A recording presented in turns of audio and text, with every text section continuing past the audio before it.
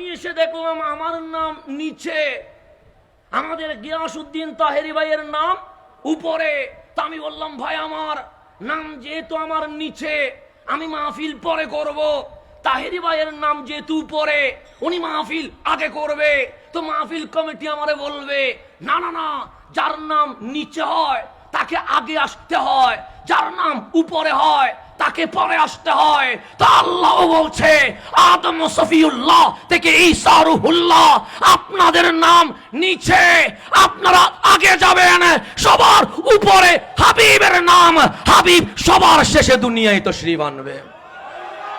তাহলে নাম উপরে থাকলে পরে আসতে হয়, কথা ঠিক না? উপরের নাম যদি আগে চলে আসে, অনুষ্ঠান শেষ হয়ে যাবে, তখন পরের মানুষের কোনো দাম, কোনো ভ্যালু থাকবে না। তো আল্লাহ বলছে, সুম্মা জাআকুম রাসূলুম, এরপরে আসবে রহমতুল লিল আলামিন। তো যার নাম উপরে হয় ওনাকে শেষে আসতে হয়। তো আমার নবীর নাম উপরে, সেই জন্য বলছে রাসূলুম মুসাদ্দিকুন। আল্লাহ বলে শপথ নিয়ে নিলাম, কিন্তু সার্টিফিকেট সত্যায়ন করলাম না। কেন? ইমামুল আম্বিয়া সৈয়দুল মুরসালিন দুনিয়ার জমিনে এসে সকল নবী রাসূলের সার্টিফিকেট নবুয়তের হাত দিয়ে সত্যায়ন করে দিয়ে দিবে। সেই জন্য আমার নবী আসলেন সবার, কিন্তু কয় বছর ছিলেন? 40 বছর। তারুণ্য শেষ হয়ে গেছে, যৌবন শেষ হয়ে গেছে। আল্লাহ বললেন, ইকরা বিইসমি রাব্বিকাল্লাযী খালাক।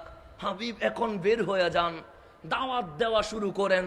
তা আল্লাহর হাবিব বললেন, মালিক আমি তো আগে থেকে রেডি আছি, প্রস্তুত আছি, 40 বছর অপেক্ষা করাইলেন কেন?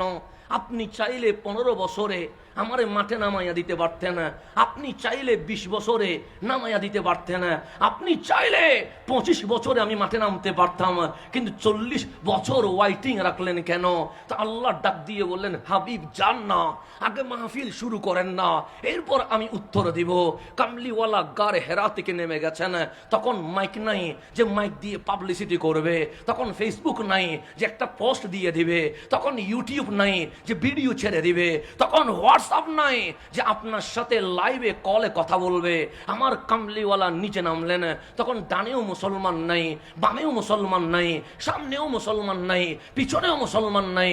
আমার নবী নিজে নেমে পাবলিসিটি করেছেন, ইয়া আহলা মক্কা, ইয়া আহলা মক্কা তাআলাউ বিনা, তাআলাউ বিনা।